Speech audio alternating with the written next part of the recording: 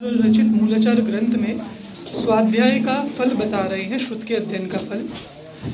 विनयेन सुदमदीदं जदि विपमादेन होंदि विसरिदं तमुवट्ठादि पर भवे केवलनाणं च आवहदी। बहुत सुंदर कि वो अपना उद्बोधन हमें प्रदान करें ताकि हम उसके बाद में आगे उनके उद्बोधन को सुन के, उनको जाना है अभी वापस जयपुर, तो उसके बाद में हम अपनी कक्षा शुरू करेंगे।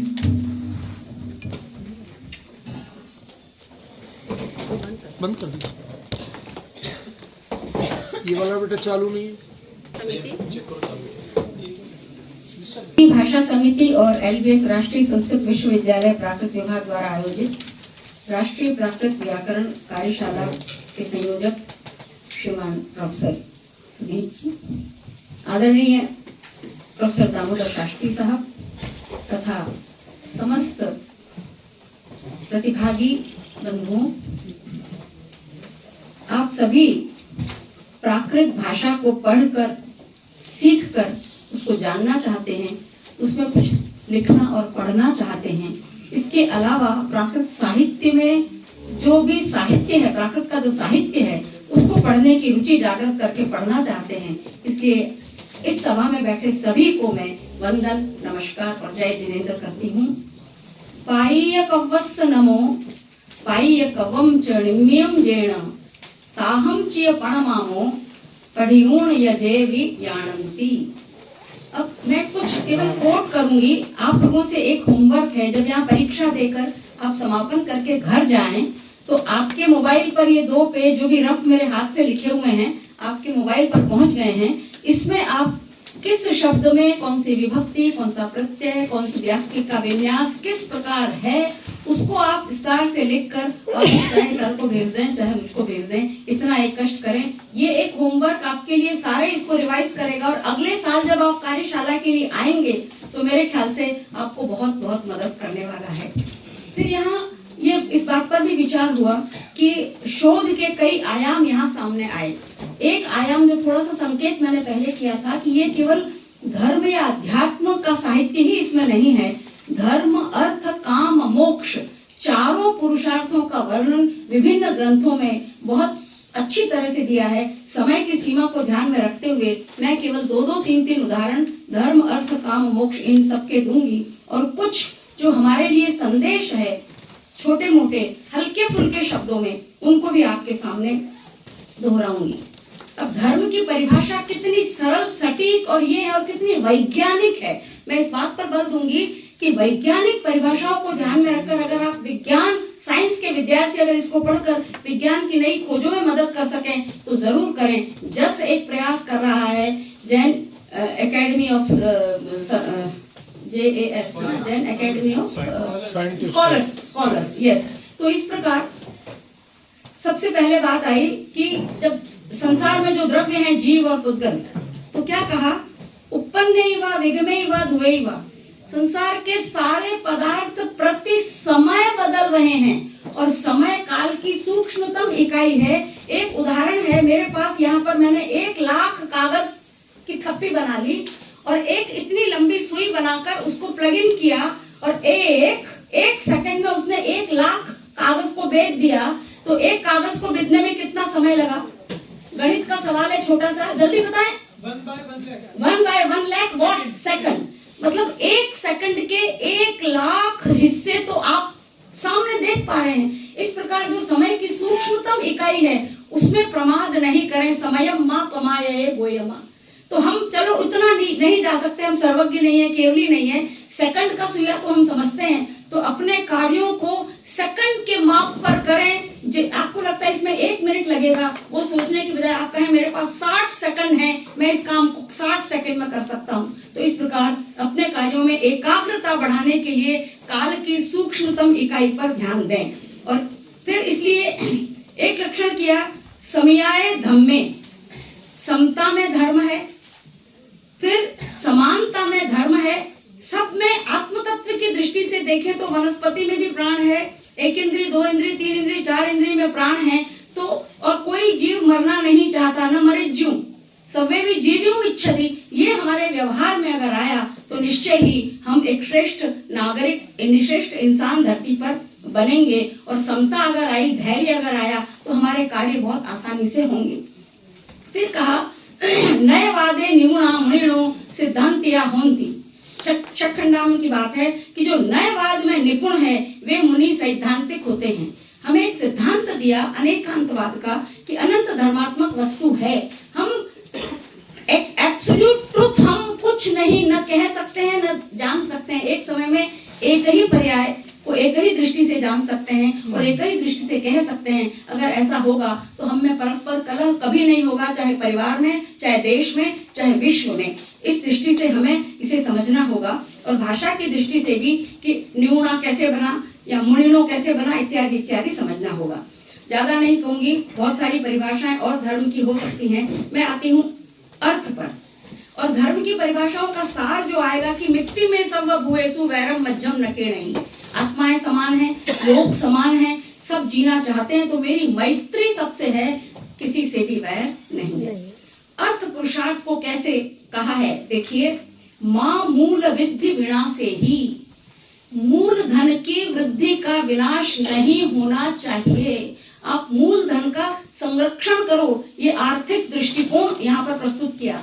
फिर दूसरी बात क्या कही, जैसे संस्कृत में कहते हैं कि अजरामरवत प्राज्ञो विद्यामर्थम च चिंतयेत् धृत इव केशेषु मृत्युना धर्मम आचरेत्। By learning and by earning, one should think that I am not going to die, but I can die any moment. So distribute, disseminate your knowledge and your wealth. तो वो बात यहाँ किस तरह कही है देखिए, कहते हैं व्यवसाय फलम विहवो।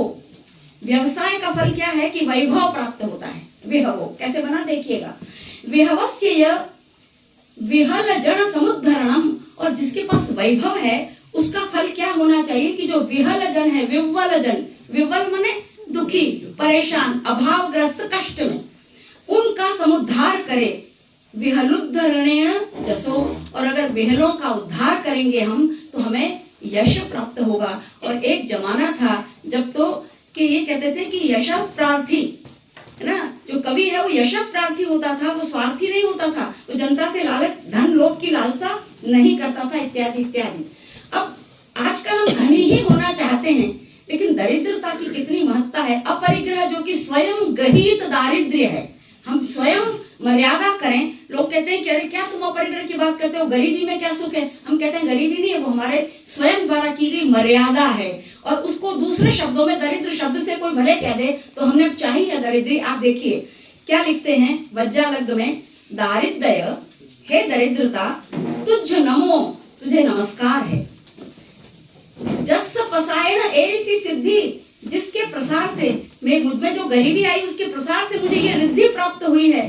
पेक्षा में सैर लोए थे, मैं समस्त लोग को देखता हूँ लेकिन मह लोया न पच्छन्ति, लोग मुझे नहीं देखते। ये व्यंग्य की बात है, इसमें दोनों बात समझाना चाहते हैं कि अगर अभाव हो तो परेशान मत हो, लेकिन अगर सीमित अभाव लोगे तो सुखी पाओगे। इस संदर्भ में समय की सीमा है, लेकिन 1 मिनट लूंगी मैं। आजकल हम लोग जो दुखी हो रहे हैं वो अभाव को दुख मान रहे हैं कि मेरे पास पैसा कम है, विद्या कम है, यश कम है, धन कम है, वगैरह वगैरह।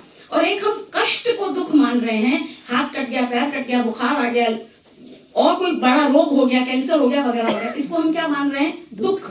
जबकि इसलिए दुखी हो रहे हैं, हमारा स्वभाव है अनंत सुख, हमको सुखी रहना है। तो अभाव और कष्ट को दुख मत मानो, क्योंकि ये हमारा स्वभाव नहीं है। पहली बात, ये ज्यादा देर टिकेगा नहीं, और टिके भी तो अगर अभाव है तो उसको पुरुषार्थ से दूर करो, और कम कर सकते हो तो संतोष में धन मानो, संतोष करो, और कष्ट है तो उसका उपाय करो, और उपाय नहीं है तो सहनशीलता बढ़ाओ, शरीर को इस प्रकार करो कि सहनशील बने। एक गरीब, हमारे 4 लोग बैठे थे और कहा कि पाप क्या होता है, तो किसी ने कुछ कहा हिंसा पाप, किसी ने चोरी, मैंने कहा दुखी रहना पाप है। तो कहते ये तो अलग ही बात करती है, पागल है लड़की, हमारे स्कूल कॉलेज की बात है। तो मैंने कहा दुख, ये देखिए बेचारों को खाने को नहीं मिल रहा, इनके बच्चों को पढ़ा नहीं सकते, इस सर्दी में इनके पास रजाई भी नहीं है, तो क्या ये पाप कर रहे हैं। मैंने कहा देख, ये दुखी नहीं है, अभाव में है, कष्ट में हैं लेकिन दुखी नहीं है। अभी देखना मस्ती में सो जाएंगे, गहरी नींद आएगी, लेकिन इस महल वाले के पास कोई अभाव नहीं है, कोई कष्ट नहीं है, पर जरूरी नहीं है कि वो दुखी नहीं हो। इसलिए जीवन में जो ये कहा कि दरिद्रता स्वेच्छा से स्वीकृत अपरिग्रह से हमें सभी सुख मिलता है, वही वास्तविक धन है हमारा, वास्तविक धन हमारा यही है। तो इस दृष्टि से हमें जो ये परिभाषाएं मिली हैं इनको ध्यान में रखना है। और व्यवसाय में दो तरीके हैं, कम कमाओ और कम खर्चो, और ज्यादा कमाओ तो ज्यादा वितरण करो, जरूरत जितना ही खर्च करो अपने पर। तो ये हमारे जैनिज्म की प्राकृत भाषा में लिखे साहित्य की सीख है। काम की बात कि साहब ये तो प्राकृत में तो धर्म की बात है, काम वाम कहाँ। आप लोग आश्चर्य करोगे कि कैसे कैसे काम को परिभाषित किया है। कहा है कि सरिसम्मि जड़म में जुज्जय राओ, अगर राग करना हो, प्रेम करना हो तो सदृश व्यक्ति के साथ करो। आपकी जहाँ मेंटल वेव काम करती है साथ में, उसके साथ लव अफेयर्स रखो। हर एक के साथ शारीरिक सौंदर्य देखकर या समृद्धि देखकर या और देखकर ऐसा प्यार मत करो जो कि न टिके। प्रेम की परिभाषा क्या दी देखिए जरा। जस्सिम वियप्प घड़नाई कलंक मुक्को, वो कैसा हो प्रेम कि जो विकल्प मुक्त और कलंक मुक्त हो। मैं ये करूं कि ये करूं, इस प्रकार की शंका समाधान वाला नहीं हो और कोई कलंक वाला नहीं हो। फिर कैसा हो, अंतो मणम्मि सरलत्तण में भावो, मन का अंत भाव सरल हो। एकमिक अस पसरंत रसप्रवाहो, एक दूसरे के लिए रस का प्रवाह हो। सिंगार वड्ढीय मणो मणो हव दिन सारो, और श्रृंगार से बढ़े ये मनो कामदेव का ये प्रसार हो, ऐसा प्रेम होना चाहिए। फिर कहा कि आपने कभी कभी सुना होगा, देखा होगा, उसका मुक्त कैसे है? क्या जोर से बोलिए। आपका कोई छंद है ना? जैसे वियप घटनाई, वियप विकल्प, विकल्प घटित न घटना नहीं हो, विकल्प न घटे, विकल्प घटे नहीं, ऐसा या वैसा शंकाएं जहाँ नहीं रहे, मतलब एक दूसरे के प्रति शंकालु नहीं हो कि तूने ऐसा किया होगा, तू वहां गई होगी, तू वहां गया होगा, ऐसा विकल्प नहीं हो, वहां प्रेम होता है। देख लेंगे इसको बाद में और देख लेंगे, जरा इसको समापन कर दूं। अब आपने कभी कभी देखा होगा कि जरा थोड़ी बदतमीजी कोई करता है तो आंख मार देता है, तो दिखाने के लिए कि मैं शायद तुम्हारी ओर आकृष्ट हूं, ऐसा करने के लिए। फुरिये वामच्छी तुए जय एहिए सो पियोज्जता सुइरम सुचिरम, बहुत दिनों से जो मेरे पति बाहर गए हुए हैं वो आ जाएंगे। हे वाम नेत्र, हे बाएं आंख, तू मुझे फड़क कर ये बता रही है, ये समझा रही है कि वो आ जाएंगे। तो वो आंख के प्रति आभार व्यक्त करती है कि अच्छा भाई तू बता रही है वो मेरे पति इतने दिन से बाहर गए, आ जाएंगे। सम्मिलिय दाहिणम, अब उसको क्या वो पुरस्कार दे रही है, सम्मिलिय दाहिणम तुई अपि एहम परोसेम, कि मैं अपनी दाई आंख को मार के, दाई आंख बंद करके केवल तुझसे ही देखूंगी इतने दिनों से आने वाले पति को। अब ये एक तरीका देखिए, भाषा का वो देखिए। फिर कहा कि सचमुच इस प्रकार के धर्म अर्थ काम मोक्ष के, अब चौथी बात अपन कर लें। ये बात तो आई गई थी पहले कि अमियम पाओ पवम, जो ये प्राकृत काव्य है, अमृत है। पढ़ियुम सोम चणे जे न आनंती, जो पढ़ना नहीं चाहते, सुनना नहीं चाहते, और फिर भी कहते हैं कि तुम्हारे यहाँ तो क्या काम भाव है, हम काम की रचना करते हैं। तो कहते कामस तत्व तत्तिम कुणंती, वे काम तत्व की निंदा करते हैं, उसको जानते ही नहीं, उसके भीतर कुलकुलाते रहते हैं। ते कहन लज्जंती, ऐसे लोग लज्जा क्यों नहीं प्राप्त करते? हमारे यहाँ तो काम भाव को बहुत अच्छी तरह समझाया गया है, वगैरह वगैरह। मोक्ष की बात, व्यवहार दो बंधो, बंध है व्यवहार से, क्योंकि पर से जुड़े बिना बंध होता नहीं। आत्मा तो स्वभाव अनंत ज्ञान, अनंत दर्शन, अनंत वीर्य वाला है। मोक्षो जम्मा स्वभाव संयुक्तो, जहाँ स्वभाव से संयोग हो, स्वभाव में व्यक्ति रहे, आत्मस्थ रहे, तो वही मोक्ष है। कितनी सरलता से व्यवहार और निश्चय, न्याय की बात भी बता दी, कितनी सरलता से समझा दिया कि मुक्त होने का मतलब ऐसा नहीं कि कोई कहीं हमको जगह मिल जाएगी, नहीं, यहीं पर मुक्त हो सकते हो अगर आप आत्मस्थ रहो। और पुरिसा अत्ताणमेव अविज्ज एवं दुःखापमच्चसी, हम दुख दूर करना चाहते हैं क्योंकि सुख से तो परिचित नहीं है, हमको पता नहीं अनंत सुख कैसा है। दो लोग जा रहे थे, एक के पीठ पर एक 40 किलो का बोरा था, एक साधारण था। चढ़ते चढ़ते पहाड़ पर प्याऊ आई तो रुक गए, तो उसने उतारा बोझा और उसने कहा ओ मैं सुखी हो गया। तो दूसरा बोला, अरे अभी थोड़ी देर पहले कोई कह रहा था कि मैं धनी हो गया, मतलब उसको धन मिल गया, कि मैं बली हो गया, वो बल, उसको बल मिल गया, ये तुझे सुख क्या मिल गया, मुझे भी दे देना। तूने कहा मैं सुखी हो गया। तो कि अरे भाई ऐसे सुखी हो गया का मतलब ऐसे सुख क्या दूं, कि तू तो पागल है, कि नहीं दे दे भाई, सुखी मतलब सुख वाला हो गया। तो कहते हैं दुख नहीं रहा, ये है मतलब सुख का। तो हम चूंकि दुख से ही परिचित हैं, तो कहा एवं दुःखापमुच्यसि, इस प्रकार दुख दूर हो जाते हैं। कैसे? अत्ताणमेव अभिनिच, आत्मस्थ होकर रहो। बंध मोक्षो अजत्थेव, बंध और मोक्ष अपने भीतर ही हैं, दूसरे तो निमित्त होते हैं। हम जबरदस्ती उसकी वजह से ऐसा हुआ, मेरी वजह से ऐसा हुआ, ऐसा करते हैं। बुज्झिज्जतित्युक् तेजा बंधनम, और बंधन को काटना हो तो बुज्झिज्ज, बोध प्राप्त करो। आज आपने समझाया कि ऐसे तो वो बंधन को काट देगा। तो इस प्रकार ऐसे धर्म अर्थ काम मोक्ष चारों पुरुषार्थों का वर्णन करने की दृष्टि से ही शायद ये कहा गया, ललिये मुहुरक्षये जुवैयण वल्लहे ससिंगारे संते पाइय कव्य को सक्कई सक्कयम पढ़ियुम। कहते हैं कि ये जो ललित है, मधुर अक्षरों से युक्त है, युवती जन को प्रिय है और श्रृंगार से भरपूर है, ऐसे प्राकृत काव्य के होते संस्कृत काव्य को कौन पढ़ना चाहेगा?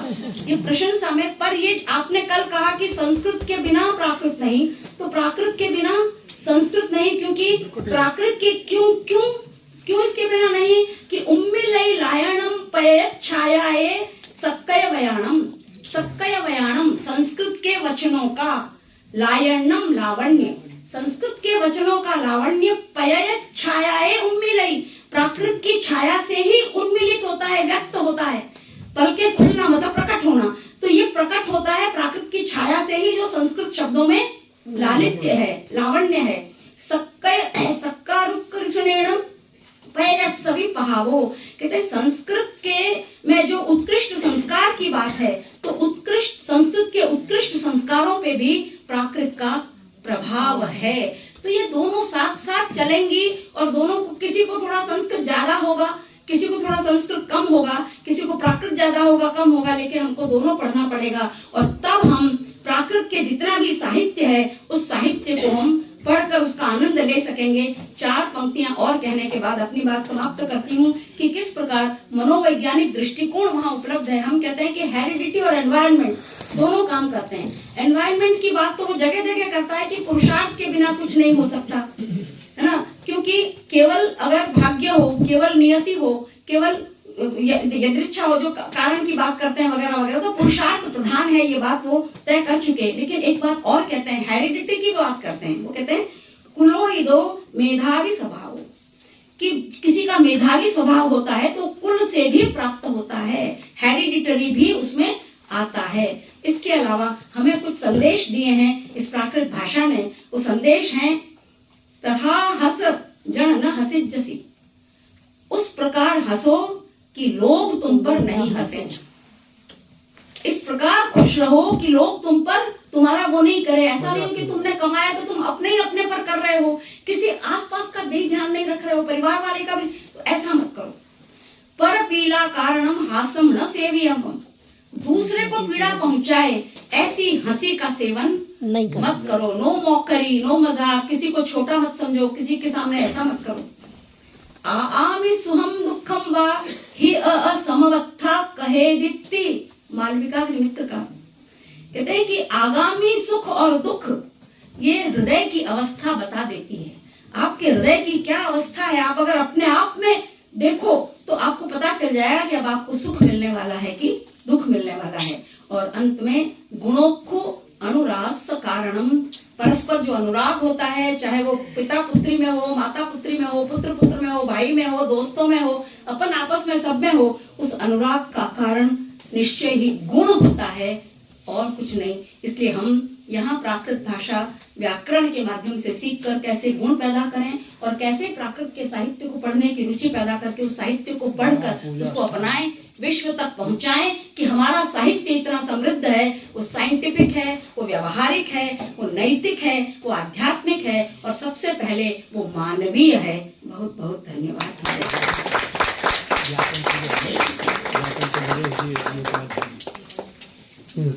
जब पढ़ा रहे थे कि जिघ्र का घ्रा धातु, उसका जिघ्र, जिघ्रती जिघ्रता चलता है संस्कृत में, और उसका पा आदेश हो जाता है। ये प्रश्न एक बार मुझे किसी विद्यार्थी ने जोधपुर में पूछा था कि मैडम ये जो होता है वो नजदीक नजदीक हो तो याद रहता है, समझ में आता है, अब ये जिघ्र का पा कहाँ तक याद रखें? जिघ्र में कहीं प तो शब्द वर्ण ही नहीं है, कैसे याद रखें? तो मैंने उसको कहा कि देख भाई, याद करने का एक तरीका बताती हूँ। तुम पीते हो मुख से, जब आपको आयुर्वेदिक क्रिया कराई जाती है तो नाक से भी पीते हो पानी।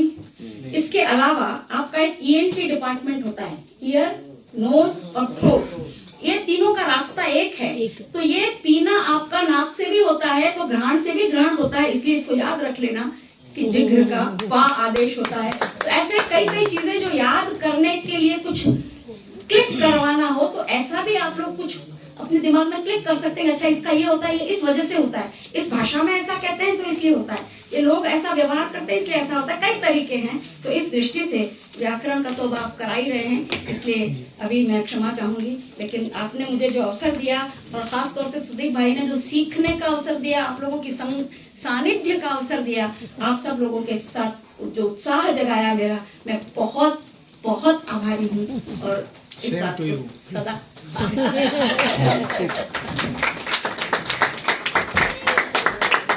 सबसे बड़ा जो बड़प्पन होता है कि बड़े लोग दूसरों को सत्कार दें, उनके कार्यों की प्रशंसा करें, प्रोत्साहित करें और अपने आप को संवरित कर लें, समेट लें।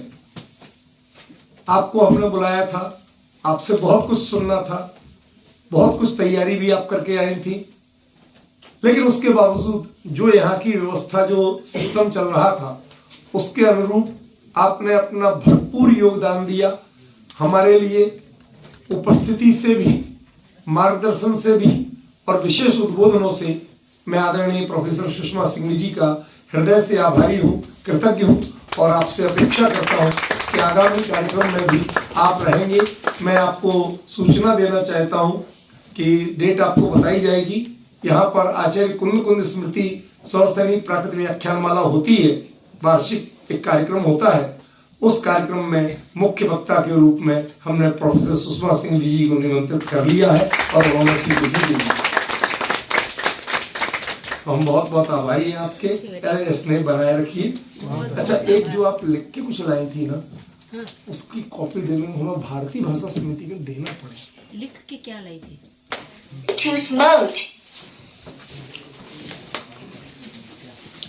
निपात शब्द आप लोगों ने सुना होगा।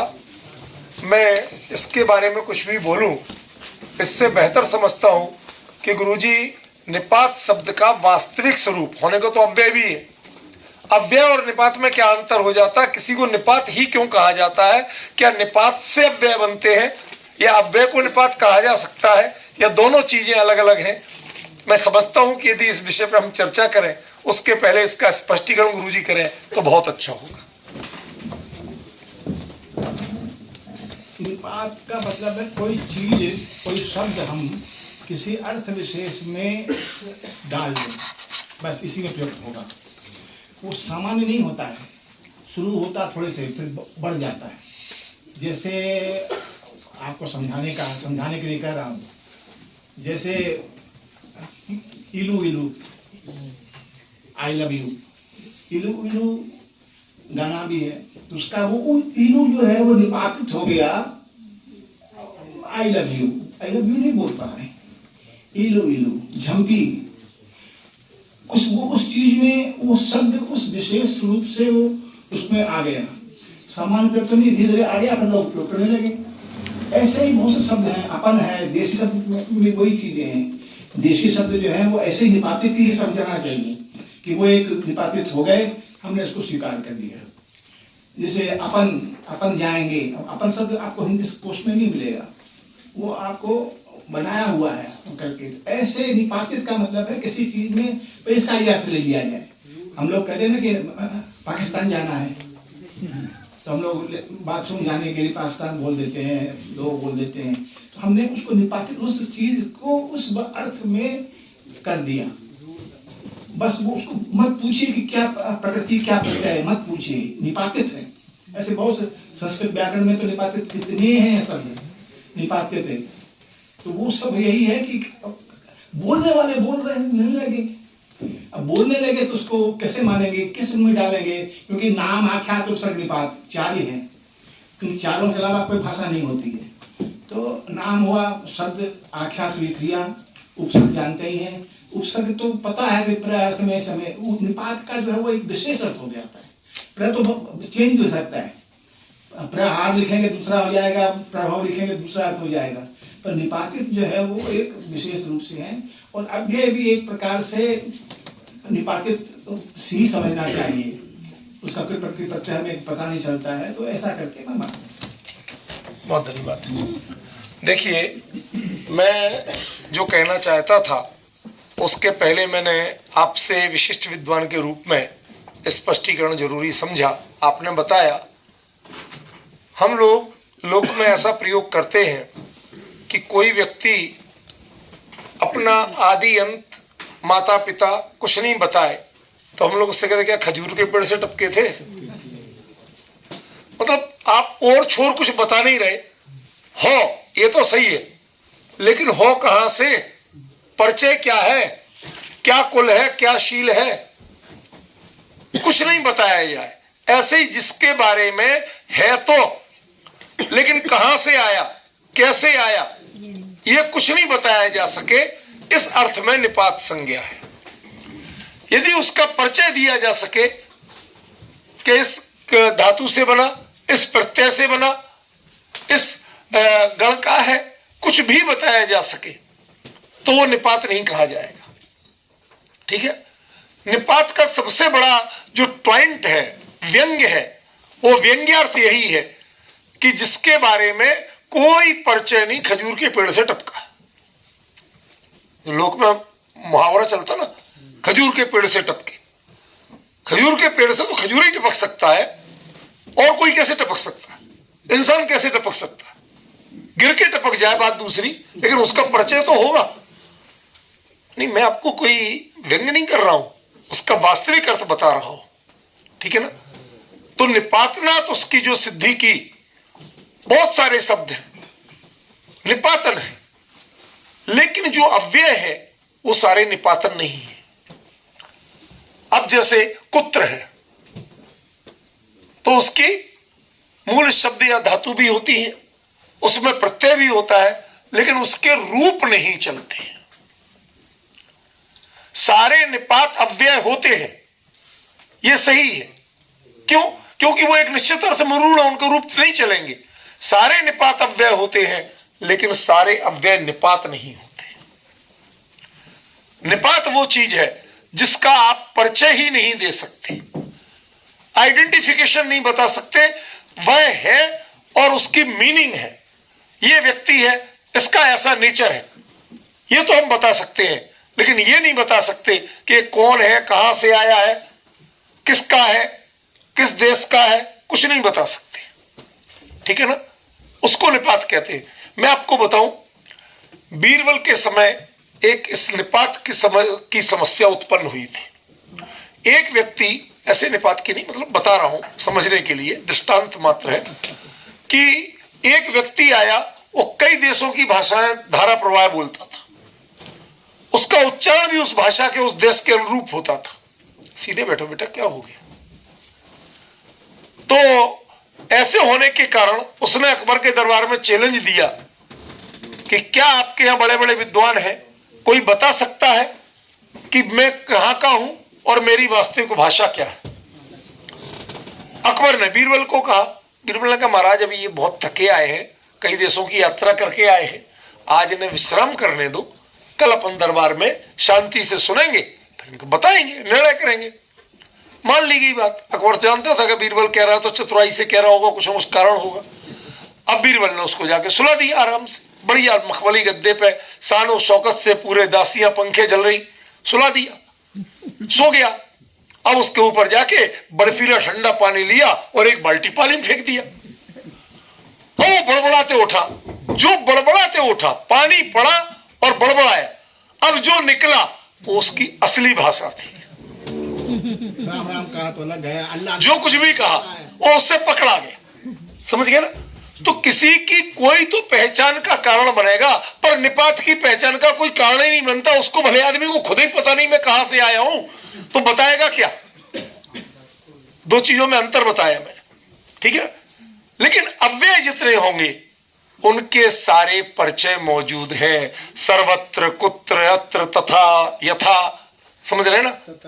ये एक तो प्रत्यय का है, कृत्वा संस्कृत में कृत्वा है, प्राकृत में करिदूण है। तो जिनके रूप नहीं चलते हैं, बाकी परिचय मौजूद है, वो सारे अव्यय हैं। लेकिन जिनके जो अव्यय तो है, लेकिन जिनका कोई प्रकृति और प्रत्यय नहीं है, और छोर नहीं है, माई बाप नहीं है, कोई परिचय नहीं है, बस अर्थ ही उनका परिचय है, उनका नाम है निपात। थोड़ा सा संस्कृत व्याकरण वालों के लिए भैया चीज ध्यान करो, संस्कृत व्याकरण वाले थोड़ा सा नोट करो। एक नई चीज बता रहा हूं, क्षमा शब्द जो है वो आपके यहाँ अव्यय बताया गया है। क्षमा शब्द एक नई चीज है, मतलब क्षमा से लाभ है तो क्षमा लाभ हो, मतलब कैसे प्रयोग करेंगे, आज नई चीज हमें लगे, मतलब अव्यय बताया उसको। अच्छा, क्षमा शब्द को व्याकरण बन यही कर रहा हूँ, अव्यय के उसमें पढ़ेंगे तो क्षमा शब्द भी है। अब वो उसका प्रयोग कैसे करेंगे जब पूछेगा। जयकांत जी महाराज, मैं बहुत सबसे बड़ा मैं मानता हूँ उनको, विद्वान है। तो मेरे ख्याल से विषय आपको स्पष्ट हो गया होगा। जो मुझे भूल बताना था कि इसका अधिकार चलने वाला है, तो यहां निपात नात माने जिनके प्रकृति प्रत्यय का कोई परिचय नहीं दिया जा सकता, अर्थ ही जिनका एकमात्र परिचय है, वो निपात है। और यदि बाद में अव्यय आएंगे तो अव्यय माने जिनका परिचय तो दिया जा सकता, लेकिन जिनके किसी भी शब्द रूप या क्रिया रूप के रूप में रूप नहीं चलेंगे, वो अव्यय कहलाएंगे। मेरे ख्याल से पवन जी क्लियर हो गया सभी को? इतनी चीज तो समझ में आ गई ना, मैंने सरल भाषा में ही बोली, कोई कठिन नहीं बोली, ठीक है ना? चलिए, ये अधिकार है निपात का। पहला सूत्र अधिकार सूत्र है निपाता। अब इसमें कहते हैं हम दान परीक्षा निर्धारणेषु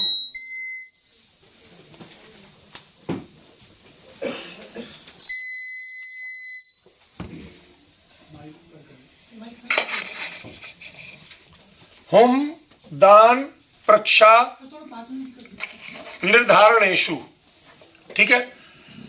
प्राकृत में हम निपात का प्रयोग होता है। कैसे बना ये कुछ नहीं पता, लेकिन क्या कहता है ये सब कुछ पता है। पहला दान, किसी को हम कुछ देते हैं, हम आज भी प्रयोग करते हैं। परीक्षा, बताइए करते कि नहीं करते? निर्धारण, बताइए तीनों आपने कर लिए कि नहीं कर लिए? आपके बोलने के ढंग से करते कि नहीं करते? तो बताओ क्या गलत लिखा? सब तो सही लिखा। लेकिन इसकी आपकी भाव भंगिमा और उसके उच्चारण के टोन जो है, वो इन तीन अर्थों का निर्धारण करेगी। एक ही जैसे में तीन अर्थ नहीं निकलेंगे। ठीक, चलो आगे।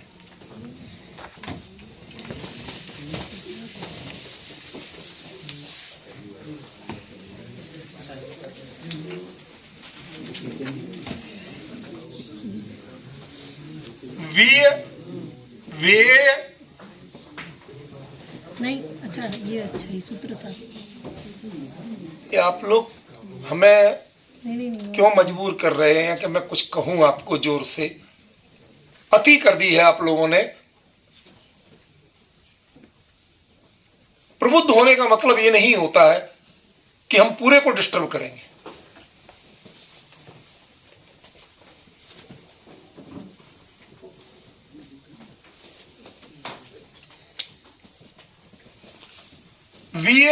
वे अवधारणे, अवधारणा क्या कहलाता है?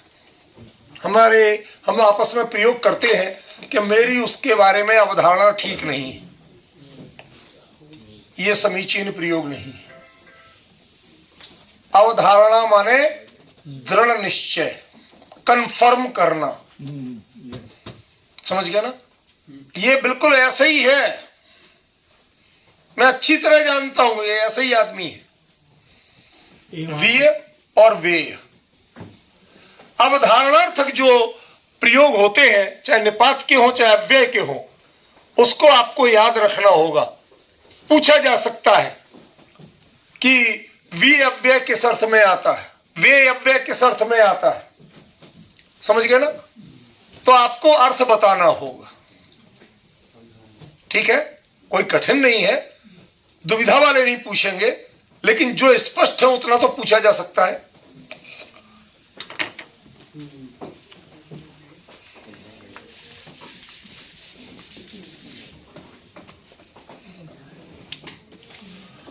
ओ सूचना,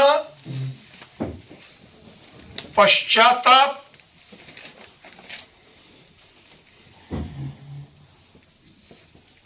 विकल्पेशु,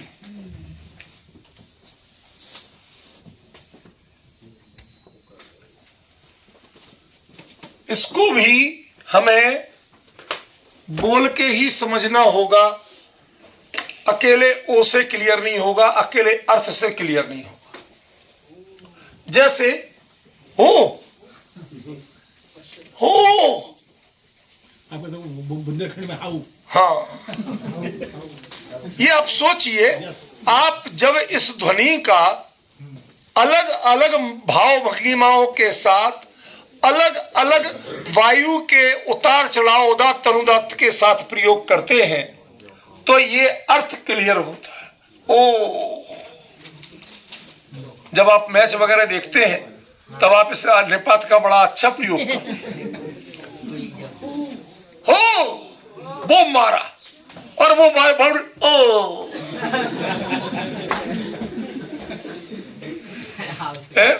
दोनों एक ही शॉट में दोनों अव्यय के दोनों अर्थ निपट जाते, होते कि नहीं होते? समझ रहे ना? तो कठिन नहीं है, बट कुछ चीजें ऐसी हैं कि जिनको व्याकरण से नहीं समझना है, सूत्र तो खाली लिख दिए हैं, इनको प्रयोग से समझना।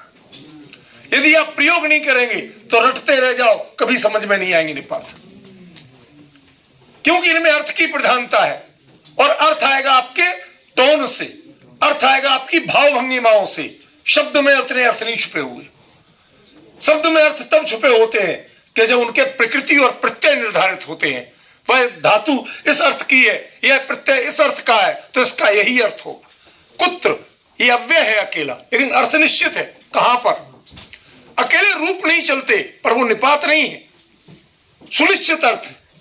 निपात असल में वो होते हैं कि जिनके जितने अर्थ हैं वो अर्थ उन उच्चारण के उदात्त अनुदात्त और भाव भंगिमा पर केंद्रित होते हैं। इसलिए मैंने थोड़ा सा शुरू में समय लिया कि आपको पता रहे कि निपात होते क्या है असल में।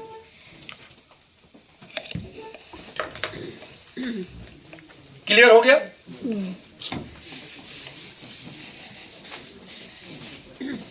सर, जैसे कि ये क्वेश्चन पूछा जाएगा तो उसका आंसर हमें ये वो जो निपात है उसको सूचना और पश्चाताप के विकल्प में नहीं, तीन अर्थ दिए इसके, सूचना भी, पश्चाताप भी, विकल्प भी।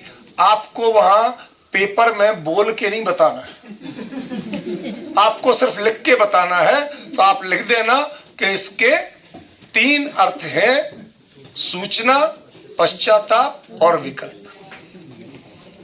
और ये तय है कि आपसे किसी का सूत्र नहीं पूछा जाएगा, सूत्र दिया जाएगा, उसका विश्लेषण पूछा जाएगा, ताकि आपको अभी सूत्र रटने का प्रेशर नहीं रहे। पर सूत्र पढ़े हैं आपने, पाठ किए हैं, तो पहचान तो होना चाहिए। कल सुबह आपको हर हालत में 9:20 पे यहां आना है और आके पूरे ग्रंथ का सूत्रपाठ होगा। इसलिए कल हम नाश्ता 8:45 लगवा देंगे, ठीक है ना। और आपके लिए कुछ अलग स्पेशल नाश्ता कल करवा रहे हैं। नहीं, गोलगप्पे आज शाम को है, भोजन के समय। कल सुबह स्पेशल मूंग की दाल का चीला स्टफ्ड किया हुआ, लेकिन उसमें हरी चीज कोई नहीं होगी, पत्ती कोई नहीं होगी, सब्जी कोई नहीं होगी, ठीक है ना। वो स्टफ्ड चीला और क्यों बोले जा रहा है भाई? प्राकृत प्रकाश तो इतना याद नहीं किया था तूने। पनीर रटे जा रहा है, इतना प्राकृत प्रकाश के सूत्र रट लेता तो कल्याण हो जाता। सुनो, मैं थोड़ा सा निपात और 2 मिनट बताता हूँ। हाँ। निपात और अव्यय में अंतर है। अव्यय जो है वाक्य विन्यास में सहायक होता है, और लगाते हैं, एव लगाते हैं, वाक्य विन्यास को जोड़ता है, सहायक है। ये जो निपातन है इसका अपना स्वतंत्र स्थान होता है, वो किसी भी एक साथ में कारक के साथ जोड़ सकते हैं। जैसे आप मुन्ना भाई MBBS, अब मुन्ना भाई एक निपातन हो गया। किसी व्यक्ति के लिए झूठा सच्चा जो करने वाला है मुन्ना भाई, ये तो मुन्ना भाई जा रहे हैं, मुन्ना भाई को देखो, ये तो मतलब वो सारे कारक आप लगा सकते हैं उसमें। अव्यय में नहीं, अव्यय तो केवल एव तथा सब जोड़ने कराने में, यदि तब जब तब वो जोड़ने में वाक्य विन्यास में निपातन अपना स्वतंत्र है। वो रूढ़ी आ जाएगा उसमें करके, इलू क्या है, इलू क्या है, गाना में आता है, तो वो हाँ वो सारा वाक्य में वो स्वतंत्र स्थान पा देता है, बस ये। ठीक, तो आपने समझ लिया, ठीक है।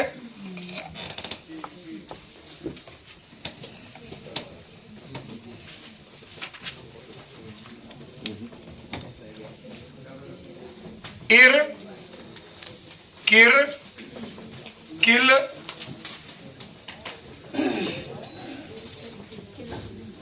अनिश्चिताख्याने,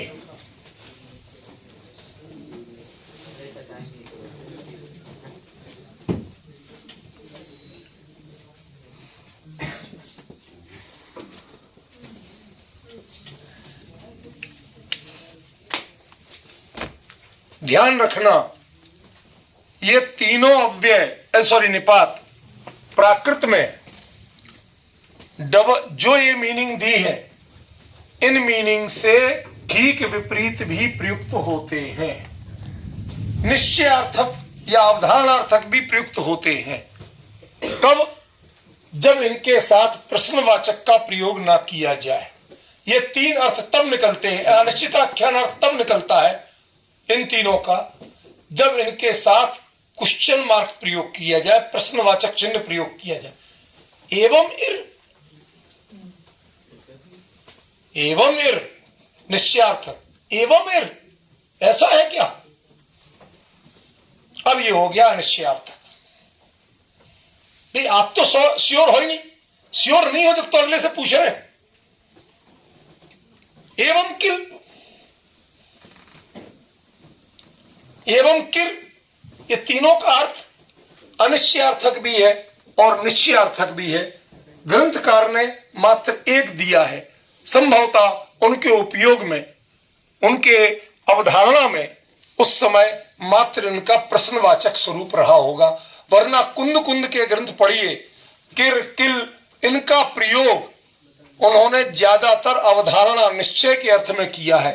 जहां किल का प्रयोग कर दे तो निश्चय अपने आप हो जाता है, ये आप जानते होंगे। इसलिए मतलब जो मैं बता रहा हूं वो आपके पास उसके साक्ष्य मौजूद है। शाकुंतल में इदम किल व्याज मनोहरम, हाँ वो संस्कृत में है, इदम किल व्याज मनोहरम वपु। ये तो बिना किसी बहाने के ही सुंदर है, श्रृंगार की जरूरत नहीं है। ही है, हाँ ये तो है।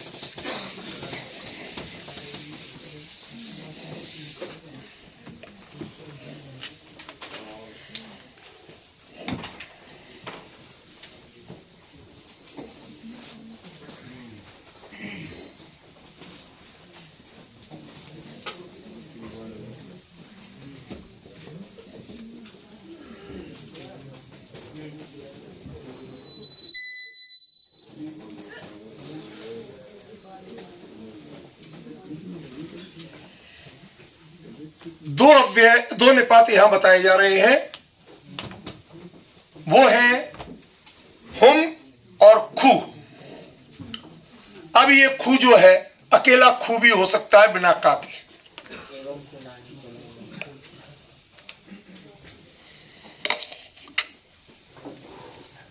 अब इनको पहचानेंगे कैसे?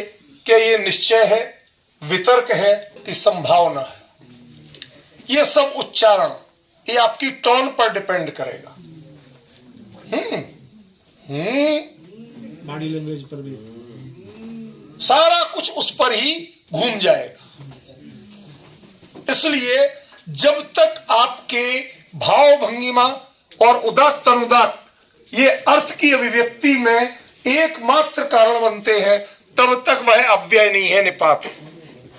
निपात अपना अर्थ उदात्त अनुदात्त और भाव भंगिमा इनसे ही व्यक्त करते हैं। बिटिया जानती है उदात्त अनुदात्त क्या होता है? तो पूछती क्यों नहीं है? मैं इतनी देर से बोले जा रहा हूं, फालतू बोल रहा हूं। जब उच्चैर उदात्त था, जोर से बोला उदात्त। अब समझ गए? अनुदात्त नीचे कर दिए, स्वरित एवरेज रखा। समझ गए?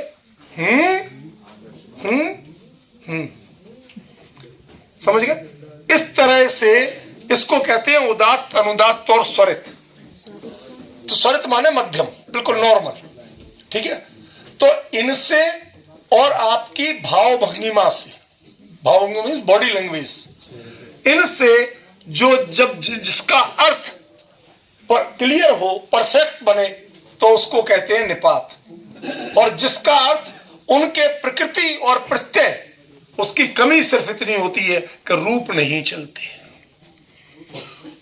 उनको निपात, अव्ययों को निपात के साथ इसलिए जोड़ा जाता है। वो वास्तव में निपात नहीं होते, उनके साथ रखा जाता है। एक ही समानता है दोनों में कि दोनों के रूप नहीं चलते। समझ गए ना? वितर्क का प्रयोग कैसे? वितर्क वाले का प्रयोग कैसे? कैसे करवाना चाहते आप? अभी मैंने सब बताया कि जैसे आप किसी से वितर्क का अभिप्राय है कि जब जिज्ञासा से कुछ पूछना चाहते, समझ गए? जब आपके मन में ऐसा अभिप्राय हो तो आप हूं खू इनका प्रयोग कैसे करते हैं? आप सचमुच या सच्ची ऐसा प्रयोग करते हैं तो कैसे कैसे करते हैं? सच्ची सच्ची अंतर पढ़ा कि नहीं पढ़ा? तो ये, लेकिन वो सच्ची, अच्छा, वो निपात नहीं है। वो हम उनको हिंदी में समानार्थक प्रयुक्त करने लगे हैं। ये खरेखर निपात।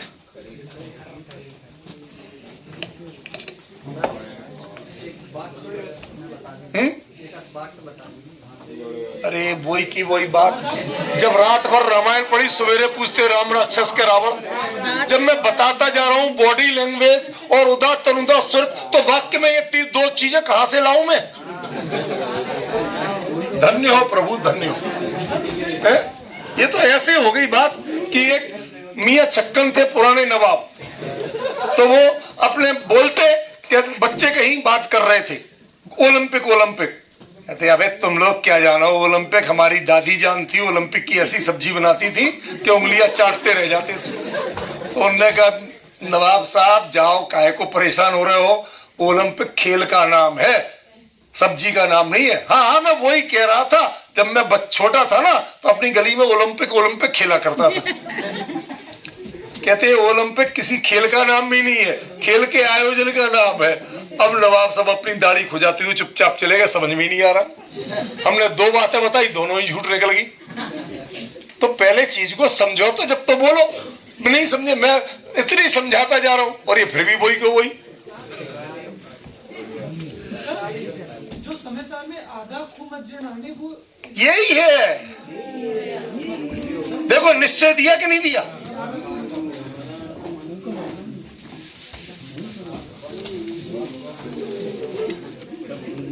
यदि मुझे सिर्फ घास काटना होती तो मैं इन चीजों को इतना नहीं समझाता। क्यों? सूत्रों ने जो कुछ कहा वो सूत्र से, व्याकरण के सिस्टम से समझ में आ रहा है।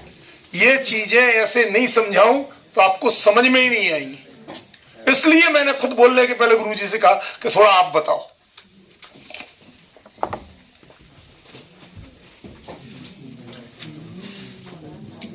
णवरः केवले,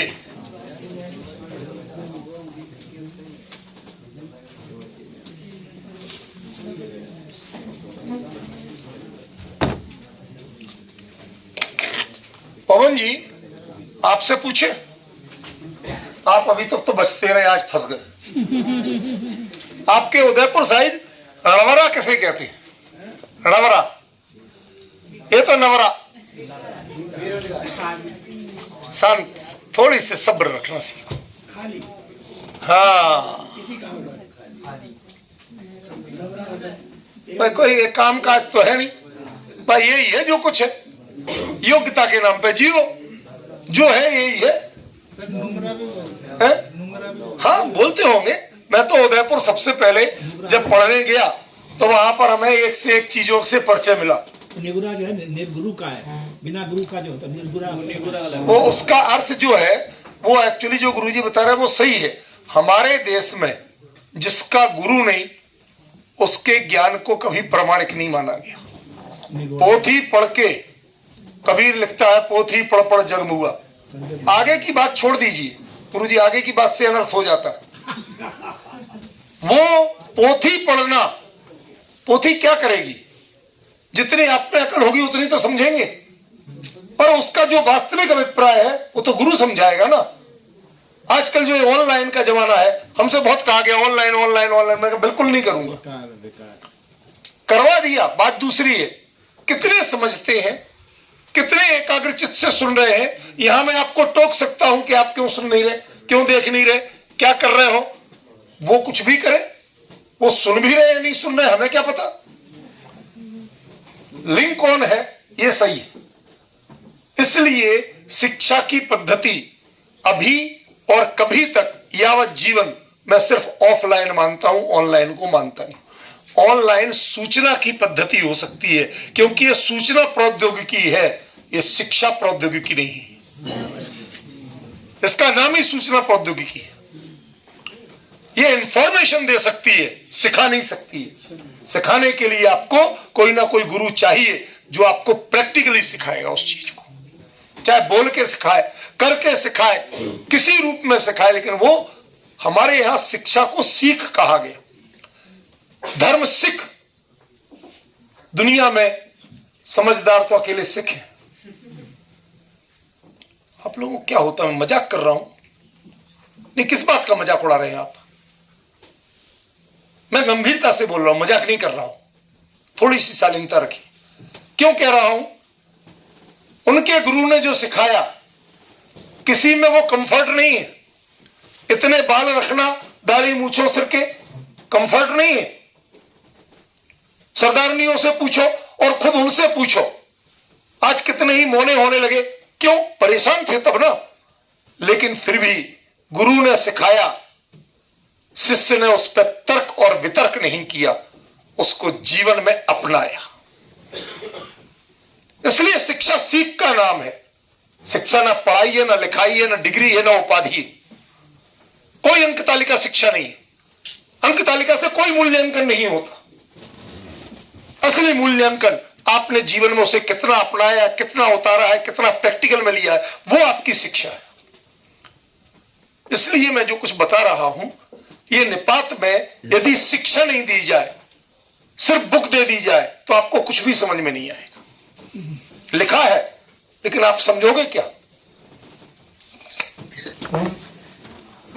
ये णवरः केवले, केवले का जो बड़ा डिफरेंट अर्थ है, जैन दर्शन में केवल ज्ञान आता है।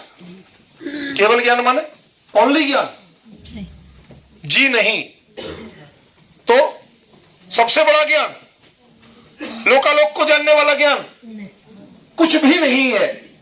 जो अपने आप में परिपूर्ण है, असहाय है, जिसे किसी की मदद की जरूरत नहीं है और जो किसी की बाट नहीं जोड़ता है, उसका नाम है केवल।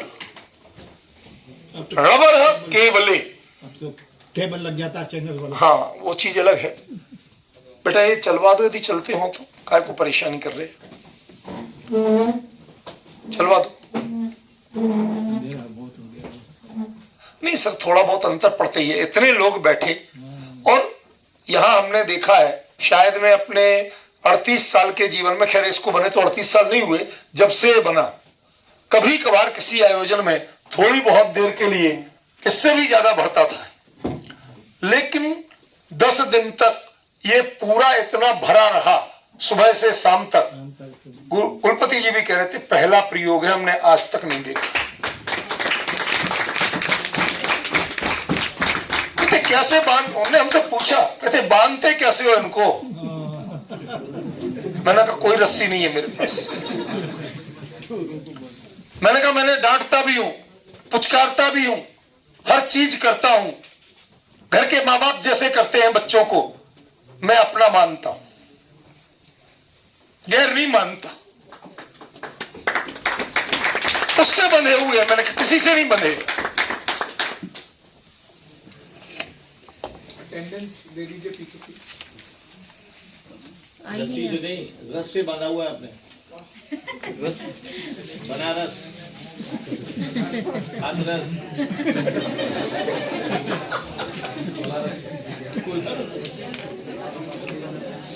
एक मिनट, आनंतरीय रवरी,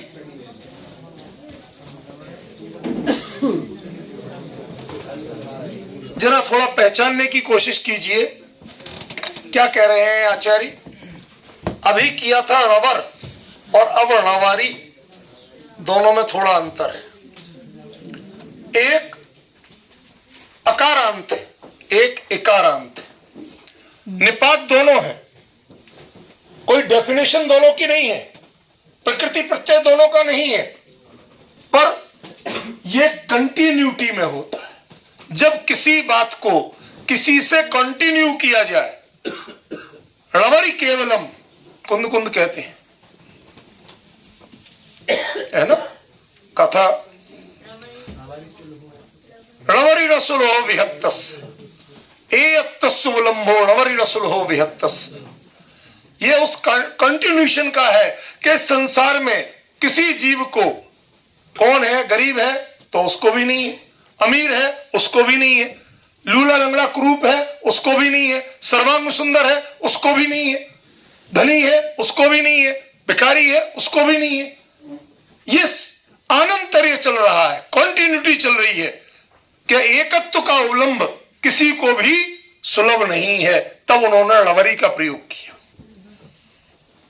सच बताइए, आप लोग इस गाथा पर, इस विषय पर सैकड़ों बार बोले होंगे, सुने होंगे, कभी इस नजरिए से देखा था नहीं। अब आपको वही ग्रंथ पढ़ते हुए जब नजरिया मिलेगा तो नजर बदल जाएगी।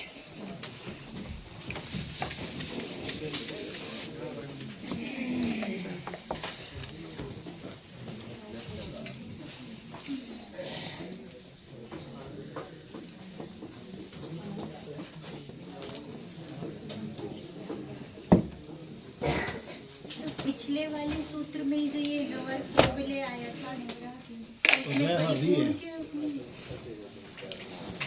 ऐसा है ऋतु जी, जब जो चले तब पूछिए, रायता मत फैलाइए, क्योंकि लौट लौट के जाने में उतना ही समय जाता।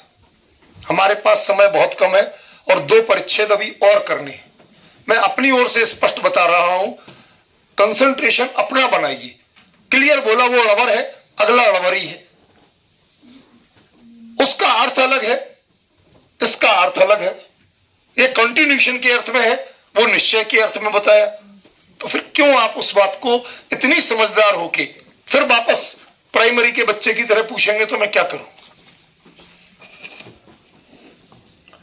किणो प्रश्ने, संस्कृत में एक रूप चलता है किन्नु, किमनु, 2 का मिश्रित रूप किमनु, उसका ही लगभग पैरेलल प्रयोग है प्राकृत में किणो। मैं समझता हूं कि शायद ये संस्कृत में किमनु जो बनाया है, ये बनाया गया है, ये है तो प्राकृत का ही, क्योंकि ये निपात है और किम का प्राकृत संस्कृत में माई बाप मौजूद है, नू का संस्कृत में माई बाप मौजूद है, इसलिए वो छायाकरण है। एक्चुअली तो रूप यही है, क्योंकि इसमें ना किम है और ना नू है। समझ रहे हो संयम डिफरेंस क्या है? इसलिए असल ये होना चाहिए, निपात है तो ये है, किमनु निपात नहीं, भले ही उस अर्थ में निपात के अर्थ में प्रयोग किया जा रहा, क्योंकि किम की पूरी डेफिनेशन मौजूद है और नू की भी वहां पर वो अव्यय है नू। समझे? तो यहां समझिए कि वो प्रश्न, किसी से प्रश्न करना हो, प्रश्न माने प्रश्न नहीं करना, आपकी टोन ऐसी हो कि आप पूछना चाहते हैं कि ऐसा सही है क्या, तो कहते क्यों एवं क्यों खू। जब ये क्यों कह देंगे तो वो पक्का प्रश्न हो जाएगा। जैसे कि संस्कृत में हमारे यहाँ व्याकरण वर्ग ननु और नैचय शब्द का प्रयोग करते हैं, ठीक उसी प्रकार में लगभग मैंने अर्थ में भेद नहीं कहा, मैंने दोनों की प्रकृति ओरिजिन उस पर प्रश्न खड़ा किया कि जब आप किसी का ओरिजिन बता सकते हो तो उसे निपात कैसे कह सकते हो, अव्यय कह सकते हो, निपात नहीं कह सकते हो। मैंने यही बात कही थी ना भाई, मैं अपनी बात से विचलित नहीं, ठीक है ना? ओके,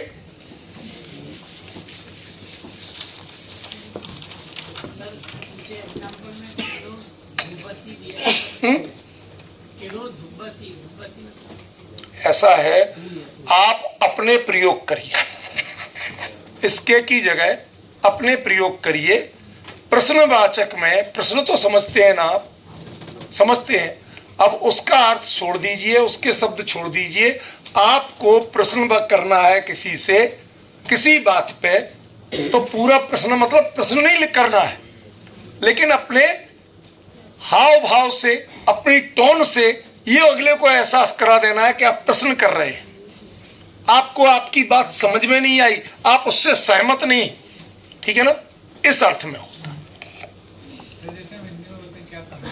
है। अब वो क्या और कहा, ये कोई भी निपात नहीं है। प्राकृत का जो किरणों होगा ना, वही निपात बनेगा, बाकी निपात नहीं बन सकता।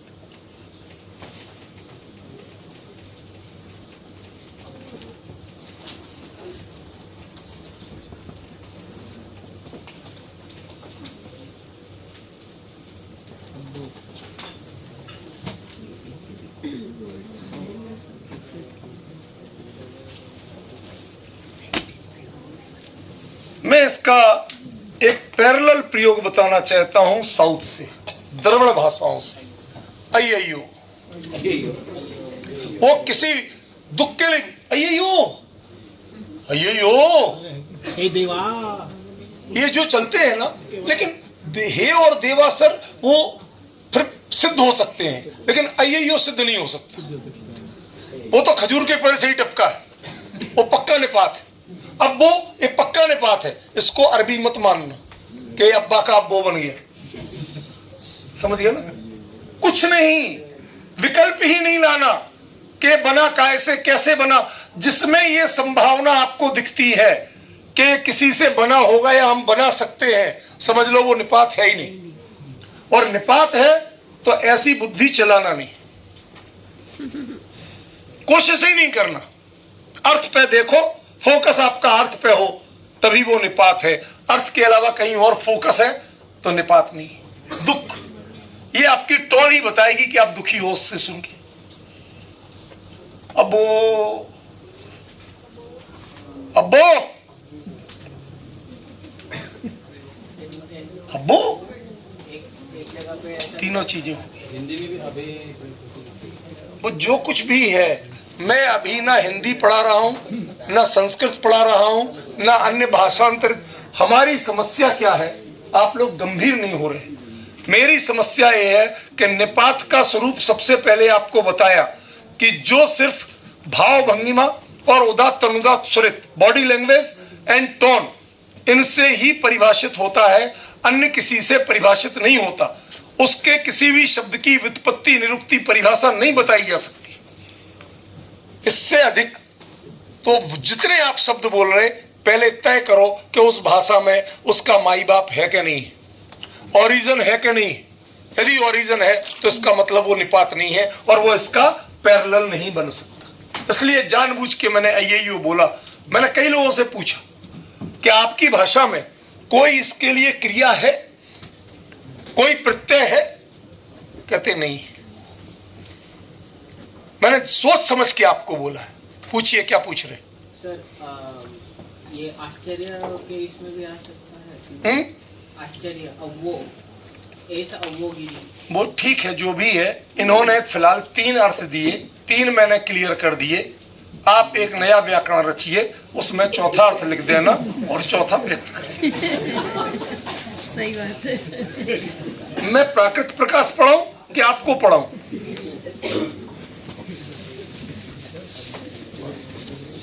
नहीं, अच्छी प्रेरणा है।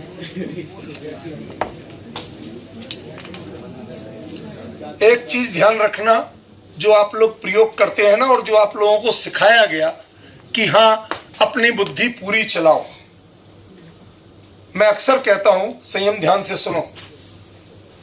आचार्य क्या कह रहे हैं वो समझने में अपनी बुद्धि चलाओ, आचार्य को समझाने में बुद्धि मत चलाओ। आप गाथा पढ़ते हैं, हम लोगों को कैसे समझाएंगे ये सोचते हैं पहले। पंडिताई का ये विकृत रूप है।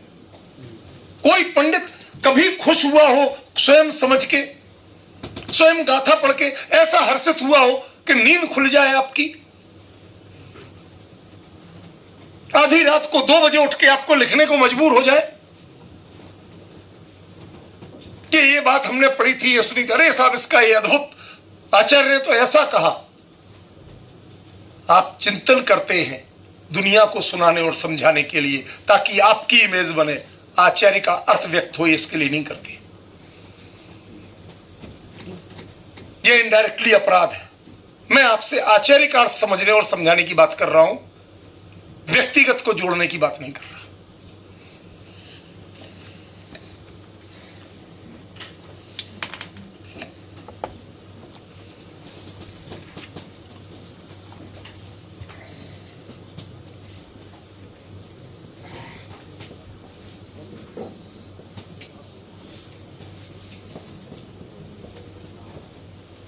अलाही निवारणे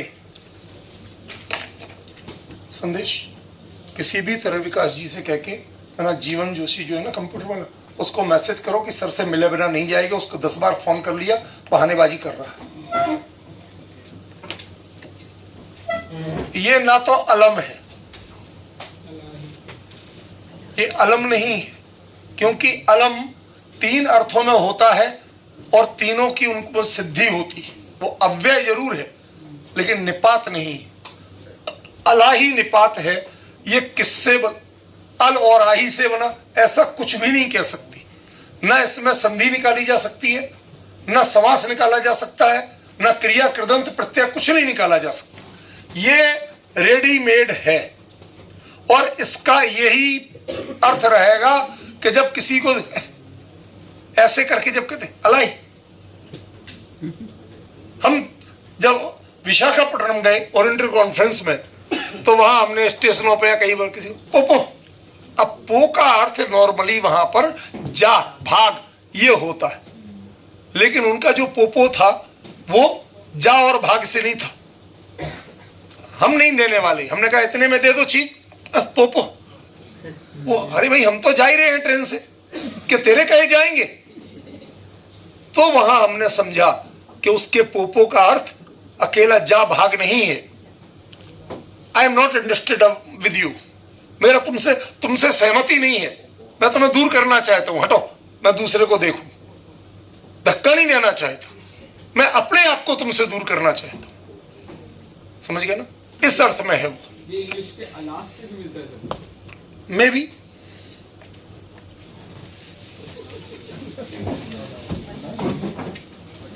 वरुचि इंग्लैंड नहीं गए थे, ये मुझे पता है।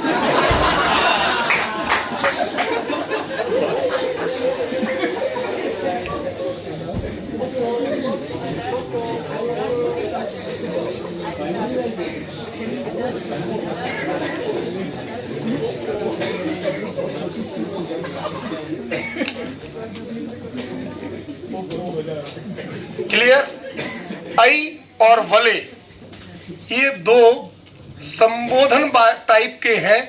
जब लोग बातचीत करते हैं तो बहुत इसका प्रयोग करते हैं। मैं गुजरातियों से पूछना चाहता हूं, जिनको गुजराती आती है, थोड़े उस संस्कार में है, वो बार बार वड़े वड़े वड़े, हर बात में वड़े, किसी को टालना तो बड़े, वो भले नहीं है। वड़ी जो मराठी वाला ला होता ना, तो वड़ी माने और गुर्दे के प्रचलन आता है। सर आपने जो कहा, मैं जो कह रहा हूं उसको आप सुनना। मैं सबसे पहले खारा फैमिली के संपर्क में आया था गुजरातियों से निजी तौर पे, ठीक है ना, अमरेली में, वहीं से हमने सीखा था। वो कोई भी बात को लिए जो उनमें हम जुड़ना नहीं चाहते, मैं बात कुछ और कर रहा हूं, आप बात कुछ और कर रहे हैं, बोले बोले ठीक है, नॉनसेंस नहीं भाई, मैं उसमें इंटरेस्टेड नहीं हूं, दैट्स इट, ठीक है ना। तो ये सब बातचीत के पार्ट है, बातचीत में निपात प्रयोग होते हैं। ये बातचीत में ही आएगा, ये कभी भी लिखने में नहीं आएगा। मैंने किसी गुजराती को बोले कभी लिखते नहीं देखा, बोलते देखा है। आप शायद डिफरेंस फील कर रही होंगी मैं क्या कह रहा हूं, ठीक है ना। आई भले संभाषण बोले, दो लोग बातचीत करेंगे तो इनका प्रयोग करेंगे, अन्यथा नहीं करेंगे। मराठी में प्रयोग सर कहीं भी मिलेगा। प्राकृत इस देश की भाषा थी, किसी एक प्रांत की नहीं थी, ठीक है ना।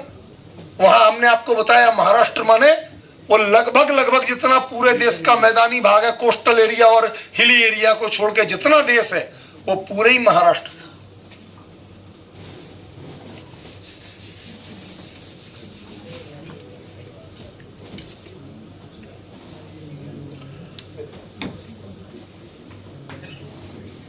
रवि वैपरीत्य,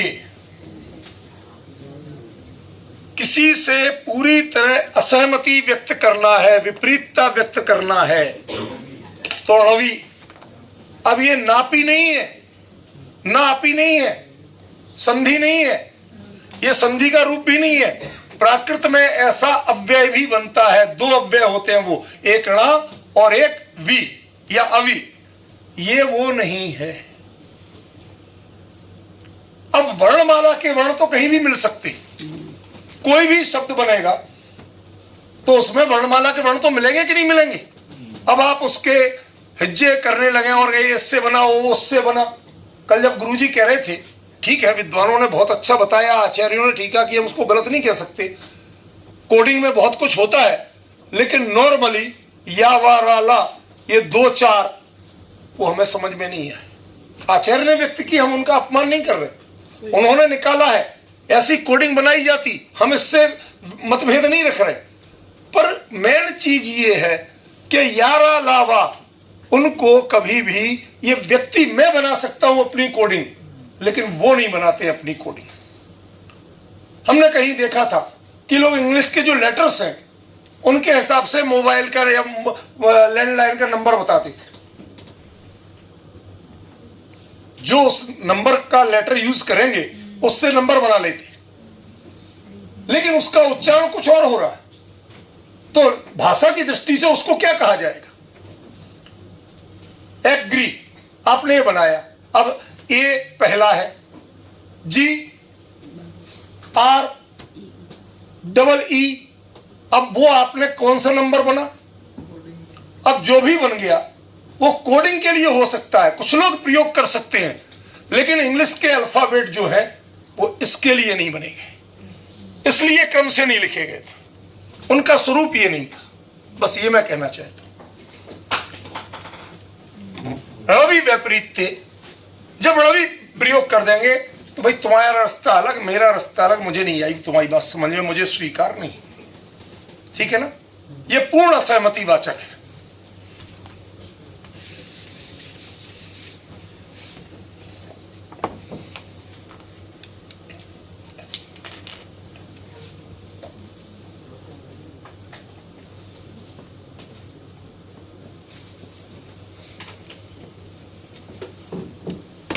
कुछ बड़े विचित्र प्रयोग चलते हैं पूरे देश में, हर जगह अलग अलग। बंगाल में कभी आपने देखा हो लेडीज जीभ निकल ऐसे करने लगती, क्या मतलब होता है उसका? लेकिन वहां मतलब है, वो निश्चित प्रकरण में ही करती हैं, कभी भी ऐसे नहीं करती, ना उनकी जीभ फालतू है, ना वो उंगली से बजाना चाहती है, वो कोई म्यूजिक नहीं बनाती, लेकिन करती है। ऐसे ही सू, जैसे आप छी बोलते हैं, अब छी क्या है? ना प्रकृति है उसमें, ना प्रत्यय है, लेकिन बोलते कि नहीं बोलते? वैसे ही है, कुत्सा के अर्थ में सू का प्रयोग किया जाता है। गुजराती और चाइनीज लोग करते हैं, नो डाउट, हर एक भाषा के अपने ये अब निपात होते हैं, उनसे हम मना नहीं कर सकते, क्योंकि कोई भी भाषा अपने उदात्त अनुदात्त स्वरित और बॉडी लैंग्वेज के बिना परिपूर्ण नहीं हो सकती है। वर्ण बहुत सीमित है, बाकी उन वर्णों के अर्थ हमारी जो टोन है और बॉडी लैंग्वेज है वही तय करती है। ठीक है,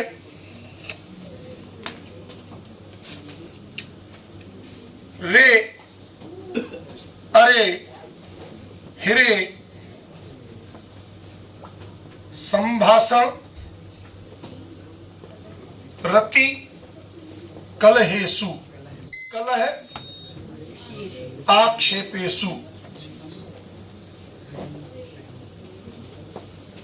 चार अर्थ हैं। पहले अर्थ समझ लीजिए, इनके तो हम समझा सकते हैं, इनकी डेफिनेशन नहीं समझा सकते। जब संभाषण करेंगे तो हम रे, अरे, अरी इनका प्रयोग करेंगे। अब यदि किसी को अरी कह दिया और आप कहें कि अरि मित्र महल मसान कंचन काचन, समान है? नहीं है। क्यों? उस अरि के प्रकृति प्रत्यय मौजूद है, माई बाप मौजूद है, लेकिन हमारी अरि के, अरे के प्रकृति प्रत्यय माई बाप मौजूद नहीं है। ये किससे निकला, कैसे बना, कोई डेफिनेशन नहीं, इसका मतलब पता है हमें, इसके अलावा कुछ नहीं पता। ठीक है, ऐसे ही अरे, हिरे, ये जो तीन है, ये संभाषण में भी रति, किसी चीज में रति का मतलब हम लोग बड़ा सीमित समझते हैं और कुछ लोग बड़ी सीमित व्याख्या करते हैं। वासना की भी बड़ी सीमित व्याख्या करते हैं। वासना माने डिजायर, हम इस चीज को प्राणपण से चाहते हैं, ये हमें बहुत पसंद है। लोगों को करेला भी पसंद हो सकता है, लेकिन इसका मतलब ये तो नहीं है करेले में वो खा के रति कर रहा है।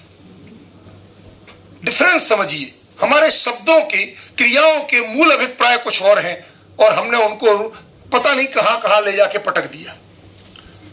रति किसी में आप तन्मयता से करते हैं तो बीच बीच में ऐसे तुम्हारी प्लेट यदि कोई जरा सी खिसका दे, आपको मजा आ रहा, टीवी में आपको मनपसंद मैच चल रहा हो और कोई सामने से निकल जाए, नहीं,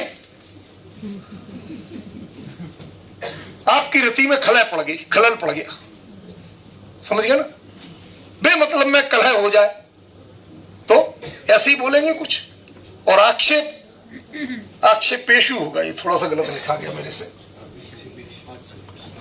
किसी पे आक्षेप करना हो तो भी रे, बेमतलब की बातें कर रहा है। तो ये आपके शब्द यही रहेंगे, अर्थ ये जो बनेंगे वो आपके उदात्त अनुदात्त स्वरित और बॉडी लैंग्वेज, इन दो से बनेंगे, अदरवाइज नहीं बनेंगे। इन शब्दों में कोई चीज छुपी नहीं है।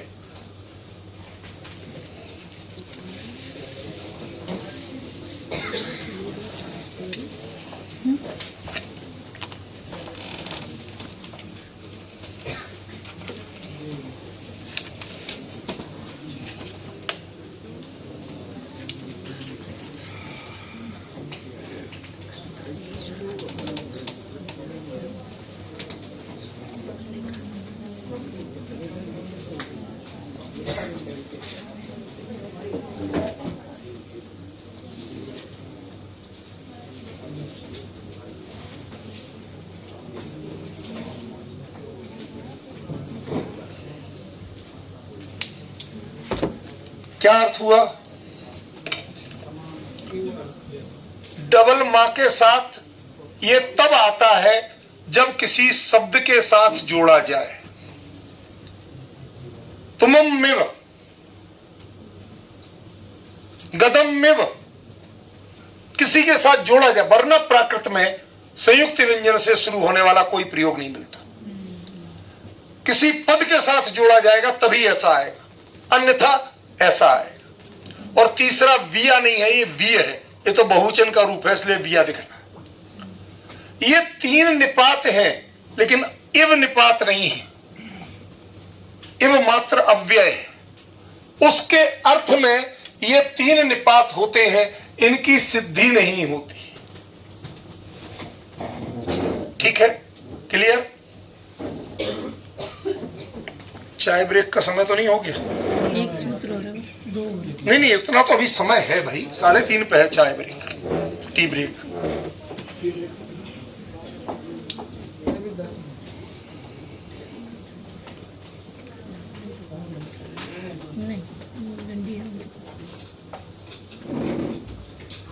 ये सूत्र एक ऐसा रहस्य खोल रहा है आज, जिसका मतलब बहुत सारे लोग आज तक नहीं जानते हैं। मैंने भी पढ़ाते समय आज तक इसको इस ढंग से, कभी कभी होता है आपको कोई मतलब नया खिलता है, पता चलता है किसी प्रसंग में जो पहले नहीं पता था। आमंत्रणे अज, जब बातचीत करते हैं तो उसमें अज माने आर्य के अर्थ में प्रयोग जो करते हैं, अज्जे, अज्जा, अज जो प्रयोग करते हैं वो संबोधन है। शब्द ध्यान से सुनना, मैं क्या कह रहा हूं, वो क्या है? संबोधन है, एक दूसरे को, डायलॉग्स है, उसका अर्थ है और अर्थ के साथ शब्द का स्वरूप भी है। अज माने आर्य, हमारे यहां आदर सूचक या सम्मान सूचक चलता है। लेकिन ये जो है, किसी को हम आमंत्रण दे रहे हैं, एक तो ये भी अंतर है। हमारे यहाँ लोग निमंत्रण और आमंत्रण में अंतर नहीं जानते। जानते आप?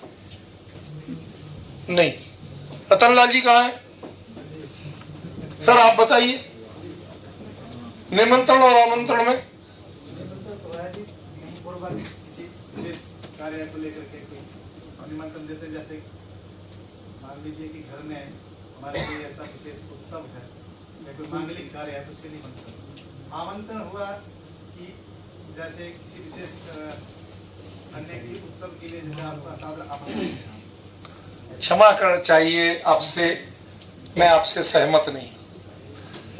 बड़ा क्लियर है संस्कृत ग्रामर में इसका कॉन्सेप्ट। जब हमें किसी को, प्लीज थोड़े से भाई 2 दिन क्यों मुझे विचलित कर रहे हो, थोड़ी से सब्र कर लो। मैं जब इतने कंसंट्रेशन के साथ पढ़ाता हूं तो मुझे एक जरा सी, जब आप बहुत एकाग्रता के साथ रहें तो इतना सा डिस्टरबेंस भी बहुत भयंकर लगता है। आपको पता है कि एक प्लेन भी 800 की स्पीड से उड़ रहा हो और एक इतना सा कंकड़ जिसका वजन मुश्किल से 10 ग्राम हो, वो 100 किलो जितना झटका देता है उसे। वही नीचे खड़ा कुछ नहीं होगा, आप 1 किलो भी फेंक दे तो कुछ नहीं बिगड़ेगा। लेकिन जब वो फुल स्पीड में उड़ रहा हो तो एक इतना सा कंकड़ आके उससे टकरा जाए तो वो उसे 100 किलो जितना झटका देता है। गोली मारते हैं तो वही है।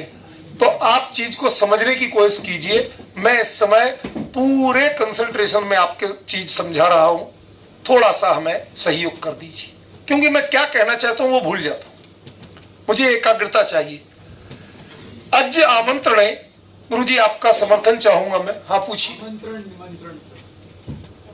बता रहा हूं, भूल नहीं गया मैं, सब्र करो। आमंत्रण और निमंत्रण, इन दोनों में तथ्यात्मक अंतर है।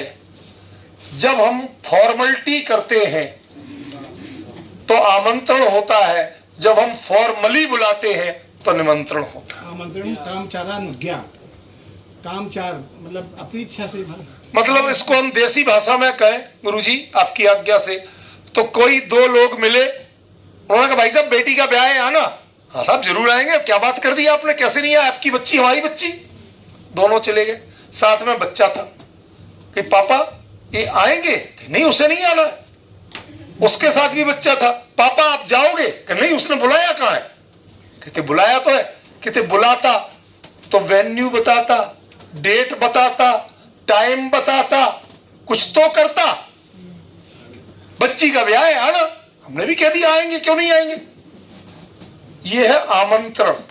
और जब विधि पूर्वक प्रॉपर प्रोसेस से किया जाए तो उसे कहते हैं निमंत्रण।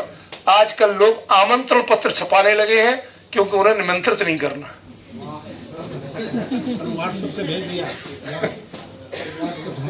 अमिताभ बच्चन मैं फेंका हुआ नहीं लेता, हम भी व्हाट्सएप से लेते नहीं। अब जरा मुद्दे पे आ जाऊं। अज्ज आमंत्रणे, अज्ज का प्रयोग यहां पर आचार्य वरुचि कहते हैं वो आमंत्रण के अर्थ में है। आमंत्रण माने यहां वास्तव में है मात्र ध्यानाकर्षण,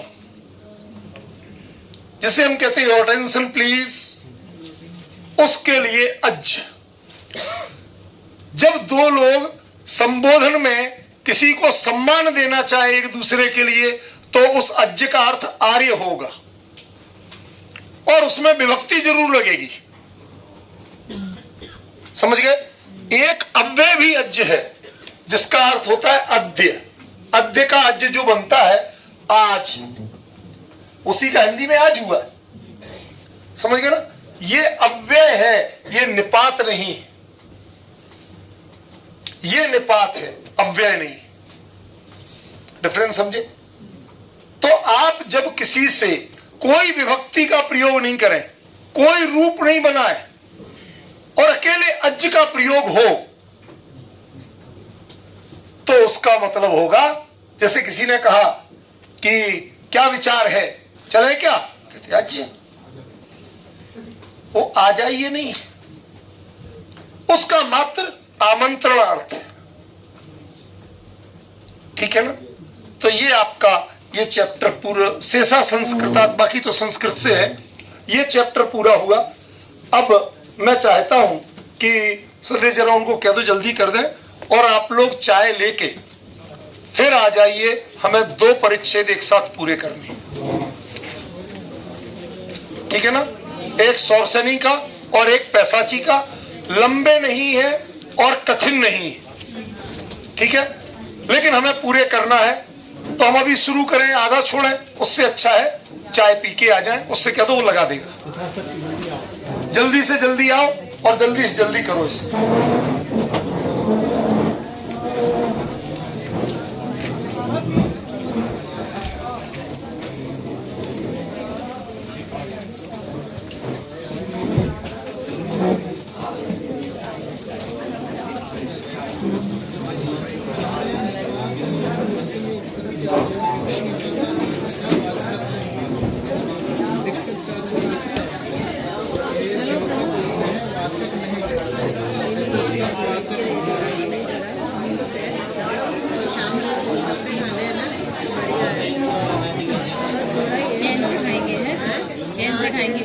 काम हो जाएगा।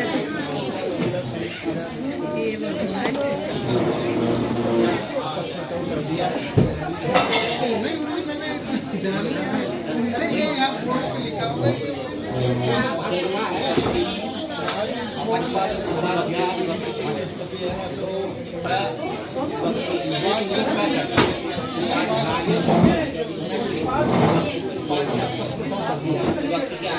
आपस में याद नहीं किया सही